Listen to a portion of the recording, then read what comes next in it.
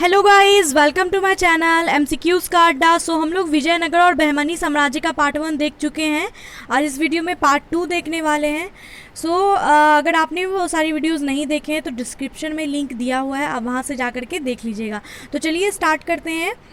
Question है हमारा, कश्मीर का शासक जो कश्मीर का अकबर नाम से जाना जाता है वह है। तो कश्मीर का वो कौन सा शासक है जिसको कश्मीर के अकबर के नाम से जाना जाता है? तो वह है जैनुल आबिदीन। जैनुल आबिदीन को कश्मीर का अकबर कहा जाता है। ऑप्शन डी राइट होगा। नेक्स्ट क्वेश्चन है, कृष्णदेव राय ने आमुक्तमाल्यद काव्य की रचना किस भाषा में की है? तो आमुक्तमाल्यद जो ये काव्य है इसकी रचना की है कृष्णदेव राय ने, और ये किस भाषा में की गई है? ये की गई है तेलुगु भाषा में। नेक्स्ट है, कृष्णदेव राय का राजकवि कौन था? कृष्णदेव राय का राजकवि था पेदन्ना। पेदन्ना जो है ये कृष्णदेव राय का राजकवि था। नेक्स्ट है, इनमें से किसे आंध्र भोज भी कहा जाता है? आंध्र भोज भी कहा जाता है किसको इनमें से? तो कृष्णदेव राय को जो है आंध्र भोज भी कहा जाता है। नेक्स्ट है, विजयनगर के किस शासक को आंध्र पितामह भी कहा जाता है? तो आंध्र भोज और आंध्र पितामह ये कृष्णदेव राय को ही कहा जाता है। नेक्स्ट है, किसका शासनकाल तेलुगु साहित्य का क्लासिक युग माना जाता है?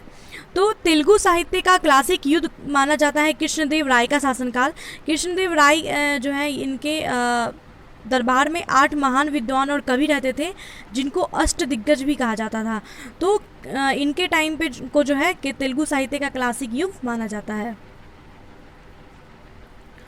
नेक्स्ट है, सूची 1 को सूची 2 से सुमेलित करना है। पुस्तक है और उसके लेखक हैं। तो आमुक्तमाल्यद हमने देखा, आमुक्तमाल्यद जो ये कृष्णदेव राय की पुस्तक है। मनुचरितम जो है ये अल्लासनी पेदना की है, जो पेदना कृष्णदेव राय के दरबार में रहते थे। परिजात अपहरणम नंदी तिमैया का है, और पांडुरंग महामल्य जो है तेनालीराम रामकृष्णन का है। तो मनुचरित्रम किसका है? अल्लासनी पेदन्ना का। पारिजात अपहरणम नंदी तिमैया का। पांडुरंग महामल्य तेनालीराम रामकृष्ण का। और आमुक्तमाल्यद कृष्णदेव राय का है। सो ऑप्शन ए राइट होगा। नेक्स्ट है, कृष्णदेव राय ने निम्नलिखित में से किसका निर्माण नहीं करवाया था? तो कृष्णदेव राय ने जो है कृष्णा स्वामी मंदिर, विट्ठल स्वामी मंदिर और हजार रामा स्वामी मंदिर, इन तीनों ही मंदिर का निर्माण जो है कृष्णदेव राय ने करवाया है। मीनाक्षी मंदिर जो है इसका निर्माण कृष्णदेव राय ने नहीं बल्कि पांड्यन राजा थे कुलशेखर, इन्होंने करवाया था। मीनाक्षी मंदिर का निर्माण किसने कराया था? पांड्यन राजा कुलशेखर ने। बाकी जो कृष्णा स्वामी मंदिर है, विट्ठल स्वामी मंदिर है और हजार राम स्वामी मंदिर है, इन सब का निर्माण कृष्णदेव राय ने करवाया। नेक्स्ट है, किस पुस्तक में कृष्णदेव राय अपनाए गए राजनीतिक प्रशासनिक सिद्धांतों का वर्णन मिलता है?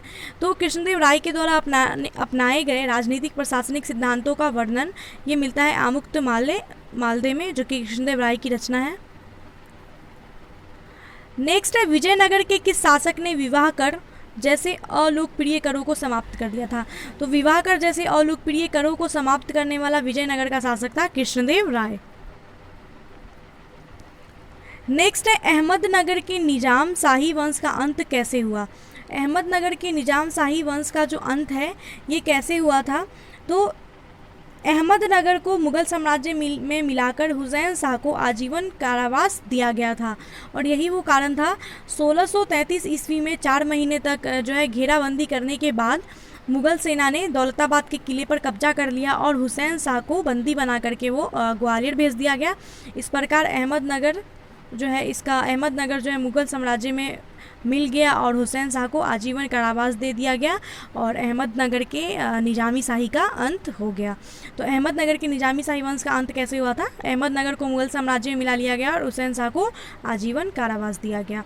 ऑप्शन ए राइट होगा। नेक्स्ट है, जब राजा वोडियार ने मैसूर राज्य की स्थापना की तब विजयनगर साम्राज्य का शासक कौन था? तो जब राजा वोडियार ने मैसूर राज्य की स्थापना की थी तब विजयनगर साम्राज्य का शासक था वेंकट द्वितीय। नेक्स्ट, निम्नलिखित मुस्लिम शासकों में किस एक को उसकी धर्मनिरपेक्षता में आस्था के कारण उसकी मुस्लिम प्रजा जगत गुरु कहकर पुकारती थी?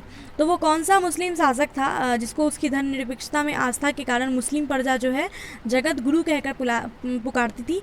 तो वो इब्राहिम आदिल शाह थे। इब्राहिम आदिल शाह को जो है जगत गुरु कहकर उनकी जनता पुकारती थी। नेक्स्ट है तुलु वंश के अंतिम शासक सदाशिव राय के समय में वास्तविक सत्ता किसके हाथ में थी? तो तुलु वंश के अंतिम शासक सदाशिव राय के समय में कौन थे? वास्तविक सत्ता किसके हाथ में थी? तो वास्तविक सत्ता जो थी वो राम राय या राम राजा इनके हाथ में थी। ठीक है, तुलु वंश के अंतिम शासक कौन थे? सदाशिव राय थे, और इनके समय में वास्तविक सत्ता जो थी राम राय या फिर राम राजा के हाथ में थी।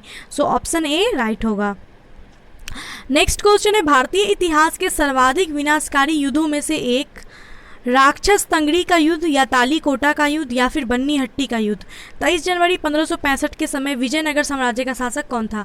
तो ये जो तालीकोटा का युद्ध है इसको बन्नी हट्टी का युद्ध भी बोलते हैं और राक्षस तंगड़ी का युद्ध भी बोलते हैं। तो ये युद्ध कब हुआ था? 1565 में हुआ था, 23 जनवरी 1565 में। तो इस युद्ध में के टाइम पे मतलब ये युद्ध हुआ था दक्कन और विजयनगर के साथ, जिसमें विजयनगर हार गया था। तो उस टाइम विजयनगर साम्राज्य का शासक कौन था? है ना, विजयनगर का साम्राज्य का जो शासक था वो कौन था? तो इस टाइम शासक था सदाशिव राय। यही तुलु वंश का जो अंतिम शासक था सदाशिव राय, यही उस टाइम पे विजयनगर साम्राज्य का शासक था, और विजयनगर जो है इस युद्ध में हार गया था। नेक्स्ट है, तालीकोटा के युद्ध का कारण क्या था? तालीकोटा का युद्ध क्यों हुआ था? राम राय या दक्षिणी सल्तनतों के साथ दंभपूर्ण व्यवहार और उनकी अंतर्राज्यीय राजनीति में हस्तक्षेप, विजयनगर के प्रति दक्षिणी सल्तनतों की समान ईर्ष्या व घृणा की भावना। तो राम राय का दक्षिणी सल्तनतों के साथ दंभपूर्ण व्यवहार और उनकी अंतर्राज्यीय राजनीति में हस्तक्षेप करना, और विजयनगर के प्रति दक्षिण सल्तनतों की समान ईर्ष्या व घृणा की भावना जो है ये दोनों तालीकोटा युद्ध का कारण बनी थी। सो ऑप्शन सी राइट होगा, ए और बी दोनों ही कारण होगा। ठीक है, नेक्स्ट है, विजयनगर के विरुद्ध दक्षिणी सल्तनतों द्वारा बनाए गए महासंघ में कौन शामिल नहीं था? तो विजयनगर के विरुद्ध जो दक्षिणी सल्तनत द्वारा बनाए गए महासंघ थे उसमें कौन सा शामिल नहीं था?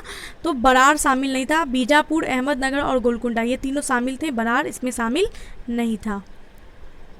नेक्स्ट है, किस युद्ध को विजयनगर साम्राज्य के शानदार युग का अंत माना जाता है? तो वो कौन सा युद्ध था जिसको विजयनगर साम्राज्य के शानदार युग का अंत माना जाता है? तो वो युद्ध था तालीकोटा का युद्ध, जिसमें विजयनगर हार गया था, और ये जो युद्ध था ये विजयनगर साम्राज्य के शानदार युग का अंत माना जाता है। ठीक है, सो ऑप्शन सी राइट होगा। नेक्स्ट है, किस यात्री ने तालीकोटा युद्ध 1565 में जो हुआ था इसके बाद विजयनगर साम्राज्य का भ्रमण किया और इस राजकीय नगर के विनष्ट वैभव पर टिप्पणी की है? तो तालीकोटा युद्ध के बाद विजयनगर साम्राज्य का भ्रमण जो है वो किसने किया था और इस पर जो है टिप्पणी की है? तो ये भ्रमण किया था सीजर फ्रेडरिक ने। ठीक है, सीजर फ्रेडरिक जो है ये तालीकोटा युद्ध के बाद इन्होंने विजयनगर साम्राज्य का भ्रमण किया था। नेक्स्ट है, विट्ठल स्वामी का मंदिर किस देवता को समर्पित है? विट्ठल स्वामी का जो मंदिर है ये किस देवता को समर्पित है? तो ये विष्णु को समर्पित है। ठीक है, विट्ठल के रूप में विष्णु को समर्पित है। ऑप्शन ए राइट होगा। नेक्स्ट है, किस मंदिर की भीतरी दीवारों पर रामायण के दृश्य उत्कीर्ण किए गए हैं? तो वो कौन सा मंदिर है जिसके भीतरी दीवारों पर रामायण के दृश्य जो है उत्कीर्ण किए गए हैं? तो ये हजार रामा स्वामी मंदिर, हजार रामा स्वामी मंदिर जो कि कर्नाटक में है, जिसका निर्माण कृष्णदेव राय ने करवाया था। ये मंदिर है, इस मंदिर के अंदर जो है रामायण के दृश्य उत्कीर्ण किए गए हैं। ओके, नेक्स्ट क्वेश्चन देखते हैं, मदुरा का मीनाक्षी मंदिर का निर्माण किसने करवाया था? तो मैंने बताया था कि पांडियन शासक थे, पांडियन शासक थे कुलशेखर, उसके द्वारा कराया गया था। तो यहाँ पे मदुरा के पांडे शासक, पांडे देख के पांडे टिक मत कर दीजिएगा, पांडियन और पांडे अलग है। ठीक है, ये पांडे है, पांडियन नहीं है। तो पांडियनों ने करवाया था, तो ये ऑप्शन ए नहीं होगा। तो मदुरा के जो नायक थे, मदुरा के मुस्लिम शासक भी नहीं होंगे, मुस्लिम नहीं थे कुलशेखर। तो मदुरा के नायकों ने, ये ऑप्शन सी राइट होगा, पांडियन राजा कुलशेखर ने मीनाक्षी मंदिर का निर्माण करवाया था। नेक्स्ट है, शैवों का अजंता किसे कहा जाता है? शैवों का अजंता जो है ये किसको कहा जाता है?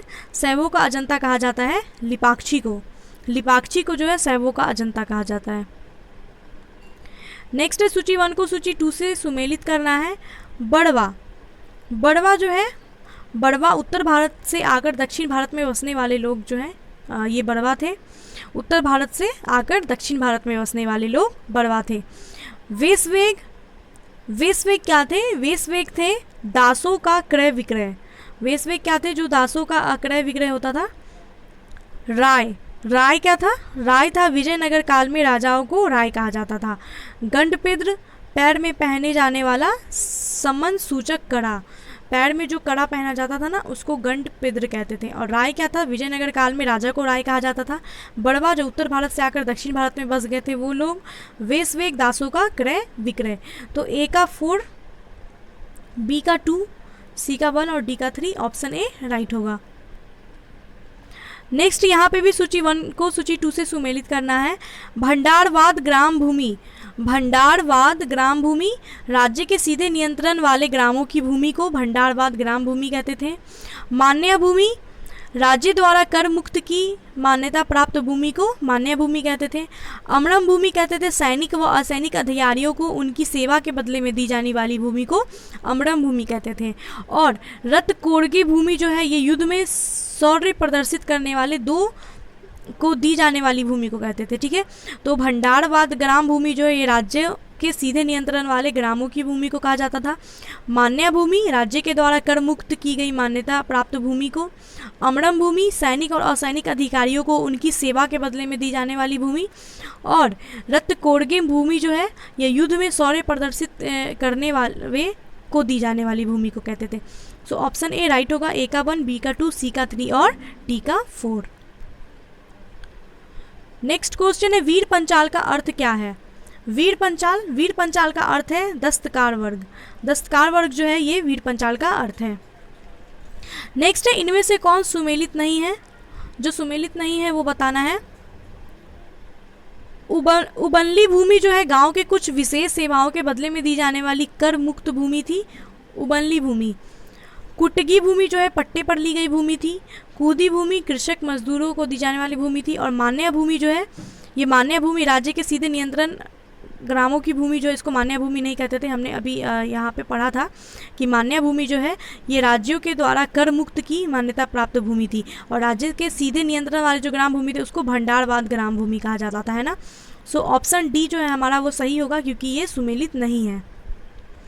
नेक्स्ट है मराठा कालीन पेशवा के समतुल्य विजयनगर का केंद्रीय प्रशासनिक पद कौन सा था? मराठा कालीन पेशवा के समतुल्य विजयनगर का जो केंद्रीय प्रशासनिक पद था वो पद था प्रधानी या महाप्रधानी। ठीक है, प्रधानी या महाप्रधानी जो है ये विजयनगर का केंद्रीय प्रशासनिक पद था। नेक्स्ट है यहाँ पे सूची 1 को सूची 2 से सुमेलित करना है। सभानायक मंत्री परिषद का अध्यक्ष होता था। सर्वनायक मुख्य सचिव होता था। माने प्रधानम गृह मंत्री होता था। और मुद्राकर्ता जो है शाही मुद्रा को रखने वाला होता था। सो ऑप्शन ए हमारा राइट हो जाएगा। नेक्स्ट है निम्नलिखित में किस काल में प्रशासन में नायंकार व्यवस्था एवं आयंगार व्यवस्था प्रचलित थी? तो नायककार और आयंगार जो व्यवस्था है ये किस प्रशासन में प्रचलित थी? तो ये प्रचलित थी विजयनगर काल में। नेक्स्ट है अमरम का अर्थ क्या था? अमरम का अर्थ था जागीर। नेक्स्ट है विजयनगर काल में ग्रामीण शासकीय इकाई पर शासन के लिए 12 व्यक्तियों को नियुक्त किया जाता था जिसको क्या कहा जाता था? तो विजयनगर काल में जो है ग्रामीण शासकीय इकाई पर शासन करने के लिए 12 व्यक्तियों को नियुक्त किया जाता था जिसको आयंगार कहा जाता था। ठीक है, ये आयंगार कहा जाता था। नेक्स्ट क्वेश्चन है शिष्ट का अर्थ क्या था? शिष्ट का अर्थ था भूमि कर। ओके, नेक्स्ट है विजयनगर साम्राज्य में सैनिक विभाग किस नाम से जाना जाता था? तो सैनिक विभाग को विजयनगर साम्राज्य में जाना जाता था कदाचार के नाम से। नेक्स्ट तेलुगु के कवित्रय में शामिल नहीं था। तेलुगु के कवित्रय में कौन सा शामिल नहीं था? तो नान्य तिक्कन येरा प्रगट। नान्य तिक्कन और येगा प्रगट जो है ये तेलुगु के कवि थे, तेलुगु कवि थे। जबकि तिरुवल्लुवर जो है तिरुवल्लुवर ये तमिल कवि हैं। ठीक है, तेलुगु कवि नहीं है, ये तमिल कवि हैं। सो ऑप्शन डी हमारा राइट हो जाएगा। नेक्स्ट सूची 1 को सूची 2 से सुमेलित करना है। राज्य और उसके संस्थापक। जौनपुर की स्थापना किसके द्वारा की गई थी? जौनपुर की स्थापना की गई थी मलिक सरवर के द्वारा। ठीक है, मलिक सरवर के द्वारा जो है जौनपुर की स्थापना की गई थी। मतलब जौनपुर की स्थापना एक्चुअली में की गई थी फिरोज शाह तुगलक के द्वारा। फिरोज शाह तुगलक ने जो है अपने चचेरे भाई मोहम्मद बिन तुगलक के याद में जौनपुर की स्थापना की थी। और इसका नाम मतलब क्योंकि मोहम्मद बिन तुगलक का वास्तविक नाम जौना खान था, इसलिए उसके नाम पर जौनपुर नाम रखा था। लेकिन इसकी जो सरदारी दी गई थी, जो इसका मतलब इसको चलाने के लिए दिया गया था, वो मलिक सरवर को दिया गया था। ठीक है, तो इसलिए यहाँ पे मलिक सरवर मिलाएंगे। लेकिन जौनपुर की स्थापना फिरोज शाह तुगलक के द्वारा की गई थी। ठीक है, ये पॉइंट याद रखिएगा। यहाँ ऑप्शन की वजह से हम लोग मलिक सरवर को मतलब टिक करेंगे। नेक्स्ट है मालवा। मालवा की स्थापना दिलावर खां गौरी ने की थी। गुजरात की जफ़र खां मुजफ्फर शाह ने की थी और बंगाल की शमसुद्दीन इलियास शाह ने की थी। सो ऑप्शन ए हमारा राइट हो जाएगा।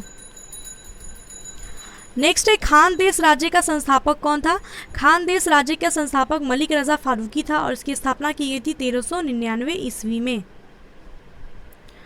नेक्स्ट क्वेश्चन है तैमूर लंग के आक्रमण 1398 के बाद गंगा घाटी में स्थापित होने वाला राज्य कौन सा था।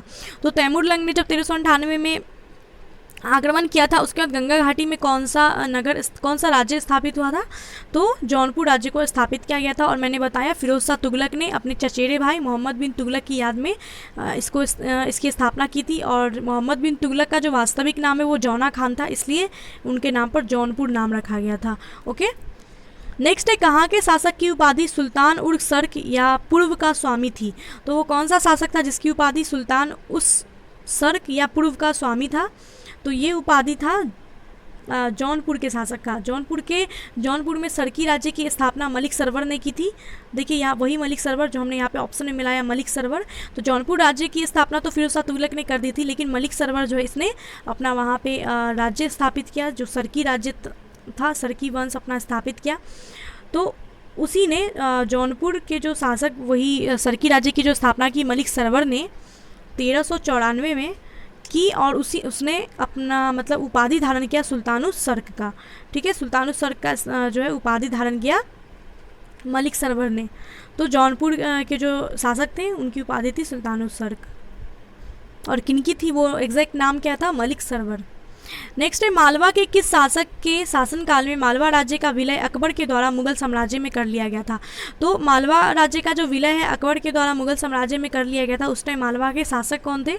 तो उस समय मालवा के शासक थे बाज बहादुर। ठीक है, 1561 ईस्वी में अकबर की सेना ने मालवा पर हमला किया था और 29 मार्च 1561 को सारंगपुर की लड़ाई में बाज बहादुर को हरा दिया था।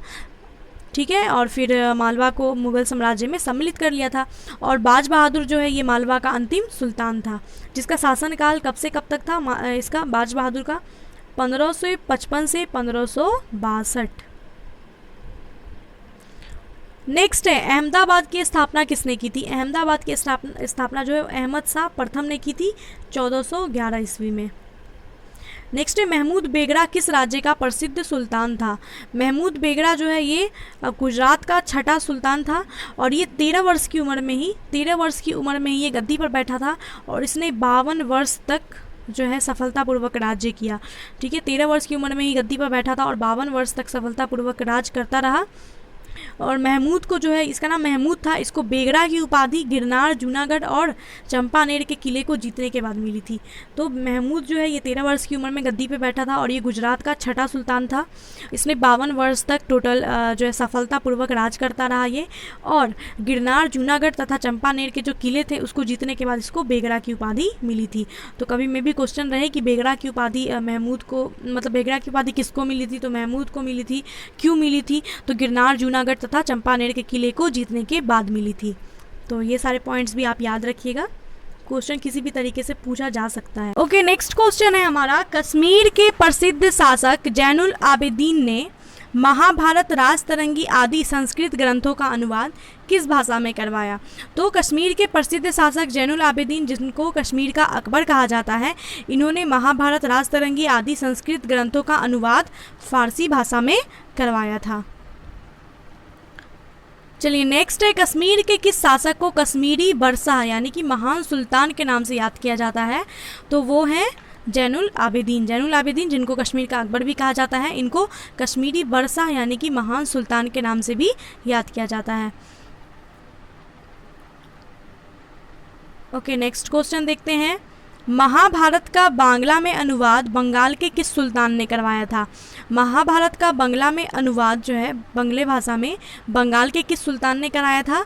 तो नुसरत शाह। नुसरत शाह ने महाभारत तथा रामायण का जो अनुवाद है वो बंगाली भाषा में करवाया था। नेक्स्ट, निम्नलिखित में से भारत का पहला मुस्लिम शासक कौन था जिसने हिंदुओं से जजिया कर न लेने का आदेश दिया था? तो भारत का वो पहला मुस्लिम शासक जिसने हिंदुओं से जजिया कर नहीं लेने का आदेश दिया था। जजिया कर वैसा कर जो कि गैर मुसलमानों से लिया जाता था। तो भारत का वो पहला मुस्लिम शासक जिसने हिंदुओं से जजिया कर नहीं लेने का आदेश दिया था वो था अलाउद्दीन हसन बहमन शाह। अलाउद्दीन हसन बहमन शाह यानी कि हसन गंगू, जिसे हसन गंगू भी कहते हैं, इनका पूरा नाम अलाउद्दीन हसन बहमन शाह था। इन्होंने जो है अलाउद्दीन हसन बहमन शाह जो है हसन गंगू, ये मोहम्मद बिन तुगलक के एक सूबेदार थे जिन्होंने दक्षिण भारत के पहले इस्लामी राज्य बहमनी सल्तनत की नींव रखी थी। तो बहमनी सल्तनत की जो स्थापना है वो हसन गंगू ने की थी, अलाउद्दीन हसन बहमन शाह ने की थी। तो इन्होंने ही जो है यही थे भारत के पहले मुस्लिम शासक जिसने हिंदुओं से जजिया कर नहीं लेने का आदेश दिया था।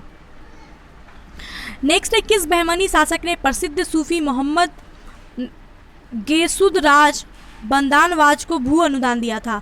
तो अब किस बहमनी शासक ने प्रसिद्ध सूफी थे मोहम्मद गेसुदराज बंदानवाज, इसको भू अनुदान दिया था? तो प्रसिद्ध सूफी मोहम्मद गेसुदराज बंदानवाज को भू अनुवाद दिया था ताजुद्दीन फिरोज़ ने। ताजुद्दीन फिरोज़ ने जो है इनको भू अनुदान दिया था। नेक्स्ट है, बहमनी साम्राज्य को किसने चरमोत्कर्ष पर पहुंचाया था? बहमनी साम्राज्य को चरमोत्कर्ष पर पहुंचाया था महमूद गावा ने। नेक्स्ट है, टोडरमल का पूर्वगामी किसे कहते हैं? टोडरमल का पूर्वगामी कहते हैं महमूद गावा को। नेक्स्ट है, बहमनी साम्राज्य कितने राज्यों में विभाजन हुआ था? तो बहमनी साम्राज्य का विभाजन हुआ था 5 राज्यों में। कौन कौन सा? बरार, बीजापुर, अहमदनगर, गोलकुंडा और बीदर। बरार, बीजापुर, अहमदनगर, गोलकुंडा और बीदर।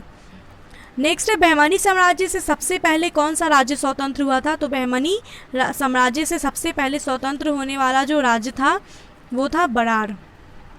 बरार सबसे पहले स्वतंत्र हुआ था। नेक्स्ट राज्य है और राज्य का विलय किसके द्वारा किया गया? तो बरार राज्य का जो विलय है ये किसके द्वारा कराया गया था? बरार राज्य का विलय हुआ था अहमदनगर में इसका विलय हुआ था। और अहमदनगर जो है इसका विलय किसने करवाया था? इसका विलय करवाया था शाहजहां ने। बीजापुर और गोलकुंडा का औरंगजेब ने और बीदर का बीजापुर में हुआ था। तो किसने करवाया था और किस में हुआ था? ऐसे ऑप्शंस है। तो बरार का जो हुआ था अहमदनगर में विलय हुआ था और अहमदनगर का विलय कराया था शाहजहां ने। बीजापुर और गोलकुंडा का औरंगजेब ने और बीदर का जो विलय हुआ था वो बीजापुर में हुआ था। सो ऑप्शन ए राइट होगा। नेक्स्ट है, बहमनी साम्राज्य में सबसे अंत में कौन सा राज्य स्वतंत्र हुआ था? तो बहमनी साम्राज्य में जो सबसे अंत में जो राज्य स्वतंत्र हुआ वो बीदर था। नेक्स्ट है, अदीना मस्जिद कहाँ है? अदीना मस्जिद बंगाल में है और इसका निर्माण कब हुआ था? 1360 के आसपास हुआ था। तो अदीना मस्जिद कहाँ पे है? बंगाल में है। नेक्स्ट है, अटाला मस्जिद। अटाला मस्जिद कहाँ पे है? अटाला मस्जिद है जौनपुर में और इसको सरकी राजा इब्राहिम शाह ने 1408 ईस्वी में बनवाया था। तो अटाला मस्जिद जौनपुर में है और अदीना मस्जिद बंगाल में है। नेक्स्ट है, प्रसिद्ध विरूपाक्ष मंदिर कहाँ अवस्थित है? प्रसिद्ध विरूपाक्ष मंदिर जो ये हम्पी में है, हम्पी कर्नाटक में। नेक्स्ट यहाँ पे भी सुमेलित करना है। छोटा सोना मस्जिद जो है बंगाल में है।